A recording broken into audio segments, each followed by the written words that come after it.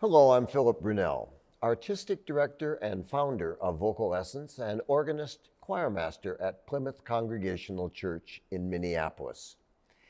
Here we are in the last week of 2020, and my son Tim, my videographer, and I thought that rather than have a week of composers, we've already done more than 180 of them this year, we would have some topics that I thought might be of interest to you. And today I thought I would talk a bit about composing for choir. Perhaps after having heard some or all of these composer stories, you might say, hey, I think I'd like to compose something. Well, here's some thoughts about writing music for a choir.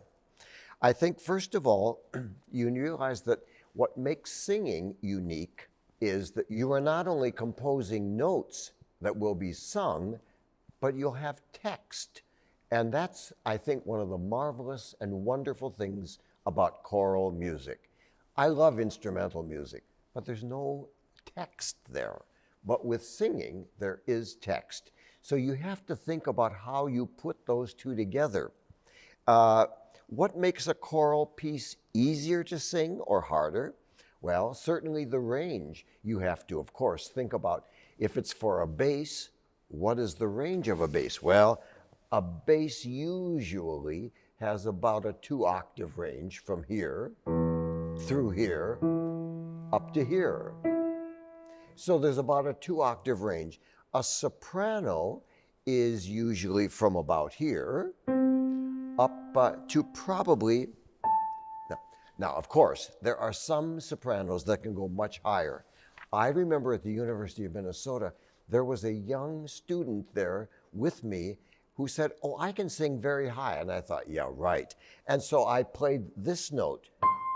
And she said, no, higher. And I went, how about, and then she said, higher.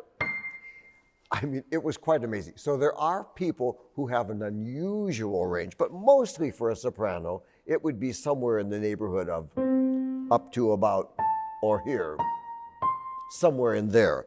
Altos, a little bit lower. They should be able to go down to there and go up to about F. Again, they can go higher or lower. And tenors usually will go from, say, B or C and go up to like A flat or A natural. Again, all relative. So you need to know what the range is for your singers before you compose the music. You'll also find that which vowel they're singing makes a difference. It has always amazed me when people sing the Star-Spangled Banner, if it is pitched too high, if somebody is playing it, say, in C major, you get there, okay? Then when suddenly you get to, and that is, or the land of the free, the E vowel. Well, the E vowel up high causes some people to choke. So or they will modify, instead of singing E, they will sing fr, or the land of the fr. So you have all these little kinds of things about which vowel, in which range, how do you make it work, that you have to take into consideration. Some composers are marvelous at understanding that, some not so much. I also thought that it was Duke Ellington, among many people, who thought of specific people when he was composing music. Certainly in the classical field, Mozart did that, wrote music for specific people in his operas. And because of that, he knew that they had certain wonderful talent. So you might have, let's say, a soprano who had the ability of going and just doing it all staccato, and he could write for that. Or somebody who could go and do it that quickly. Somebody else couldn't, but he knew that. In our own day, Dominic Argento was that way. Dominic wrote much music for his wife, Carolyn, and it fit her voice perfectly. Someone else probably would have had more difficulty trying to do it. He also wrote a beautiful set of unaccompanied pieces for the soprano Maria Jetti. Again, he knew her voice, so he wrote for her voice, her range, and what she could do expressively. So composers have that ability. So if you want to write a piece of music and you know the singer, you're already one step ahead of the pack.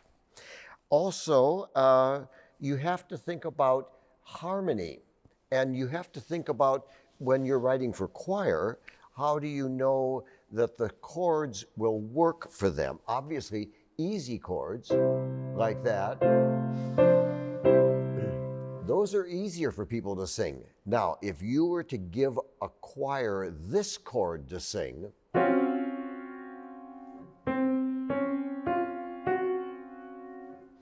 certainly they can do it, but that's going to take a little more work to find that, or to find a chord like, say, this,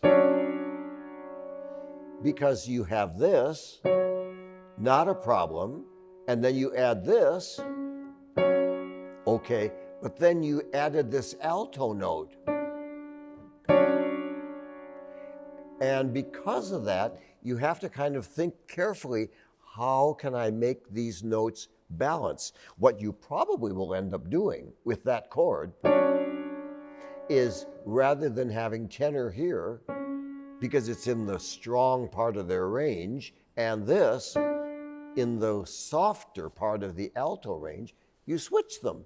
Have the altos sing this right here, and the tenors there. You may find a little different balance going forth from there. I think also you would find that in terms of writing a melody, there are reasons why there is music that we remember year after year and we don't forget. And oftentimes that music is what we call stepwise. So there's a reason why Joy to the World is easy to remember, because it's just stepwise. Easy.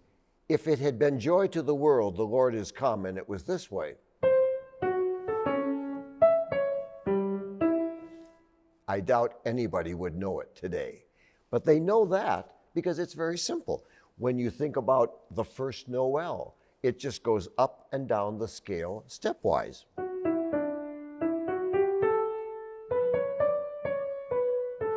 Up and down the scale. When you have a tune like, say, from Sound of Music, Do a Deer, we just go.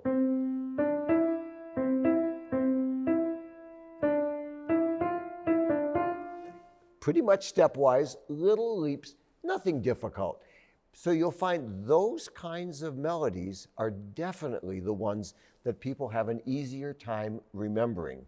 And you'll find it also will be what key you want to do it in. So that's why when I talked about the Star-Spangled Banner, I would never ask an audience to sing it in C major because of that.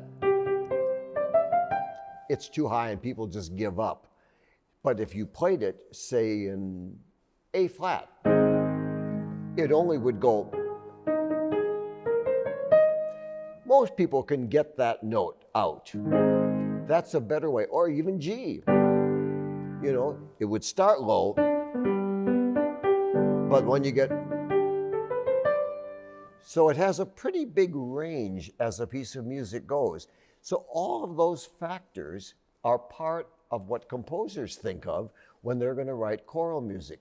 So in 2021, if you're thinking about composing a piece, keep some of those ideas in mind. Have a wonderful day.